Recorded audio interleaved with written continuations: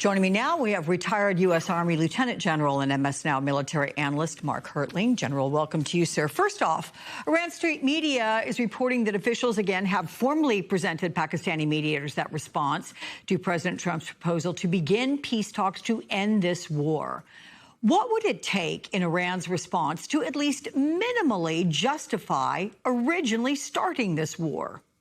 Yeah, Alex, first, can I wish you a happy Mother's Day and all your viewers as well. But secondly, what I'd say is, the U.S. has been messaging this one-page, 14-point framework agreement, and that's more as a ceasefire bridge than a true comprehensive strategy. We got to remember what the demands are. The core U.S. demands are to halt uranium enrichment, transfer or surrender highly enriched uranium stockpiles, reopen the straits, and move toward a broader nuclear negotiation.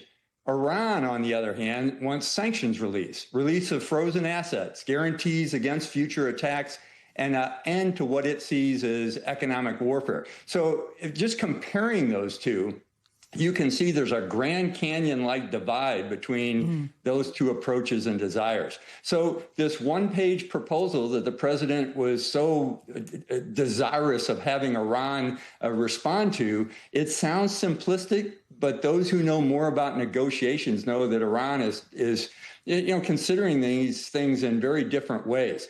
The administration wants to speed up all the tactics and operations and mark a deal that can be claimed as politically and militarily and as the end state and successful. But, wars are not business negotiations. And, while the president doesn't seem to be very patient about that, Iran certainly is. And they've waited 2 days. That's not a long time to respond to a peace proposal. And by the way, it's Friday and Saturday are the religious holidays for the Shia religion. So that may have contributed to this as well.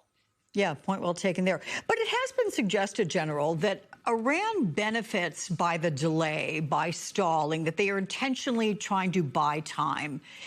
If that is a tactic, how does it work to their advantage? Well, one of the things they're doing, they understand, and I think there was an article in The Atlantic talking about this, wars don't operate on political attention spans. And unfortunately, that's what our president has. The president wants to move on because of political pressure from his party, the falling energy prices, what we're seeing in the damaging polling, and also, and I think this is as important, the broader geopolitical priorities with China, because he's meeting with President Xi very soon. So all of those things are driving what the president wants, but his adversaries recognize his impatience. And in many conflicts, and I could name a few, Afghanistan, Iraq, Vietnam, endurance becomes a weapon that's used by the enemy. So these are all things that I think the administration may not be considering, but they can't operate on President Trump's timetable. They have to consider, as your earlier guest said, what the timetable is. When you say a weapon, you mean, in other words, it's a way for them to force the United States to pull back on some demands or lower a certain quotient of demands? Yeah, and create more pain.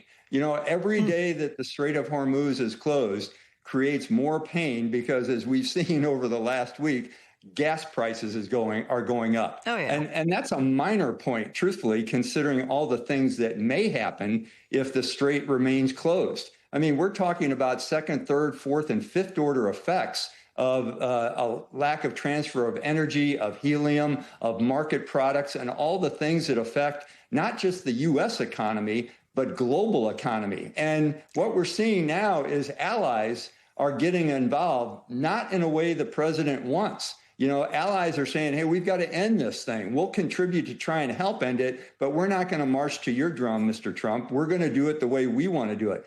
And again, I return to China and the importance of dealing with China over the next week. They're having a pretty good couple of days recently because of this instability.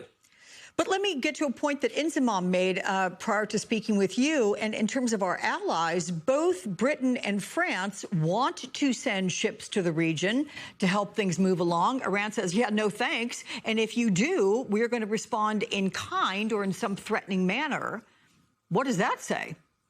Well, you're talking about, I'm going to harken back to the two memes you showed that the president put out on Truth Social this morning. Yeah. There's strategic inconsistency in what the United States is saying. They want a peace deal, and yet the president is publicizing ships at the bottom of the ocean and him standing on the bridge of a ship blowing up Iranian vessels. But before we get into that and your analysis on the level as being a lieutenant general, I'm curious, is that just Trump being Trump?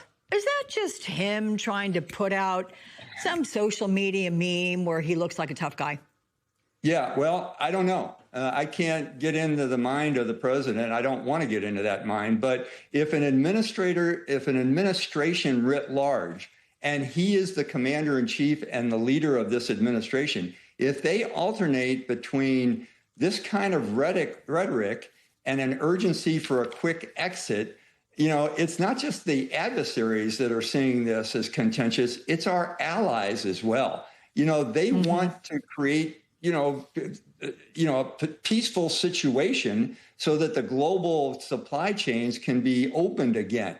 This certainly isn't helping. And whether it's Trump being Trump or just bad political action, I can't say, but it's certainly not helping the situation. And it's certainly probably not helping the people who are negotiating. If neither side, sir, agrees to a deal that both can live with, is the U.S. in a position where it has no choice but to resume military action?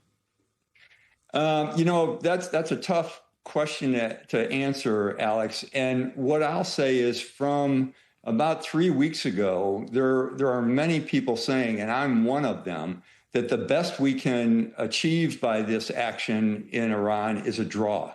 And every day that passes, if we go more toward military action, the same questions are out there. What are your end state? Are you just, what are your end states? What are you trying to do? Bully and intimidate? That hasn't worked yet. And again, I go back to the time aspect of this.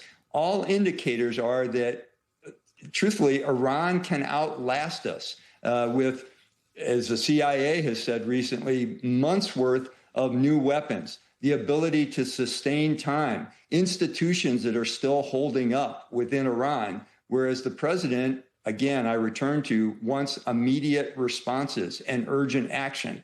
As I once heard an Iraqi general said, General, you may have the watch, but we have the time. And that's kind of the same situation we're facing with Iran. That's a good statement there. All right. Former Lieutenant General, retired, I should say, Mark Hertling. Thank you, sir. It's always a pleasure to have you on the show.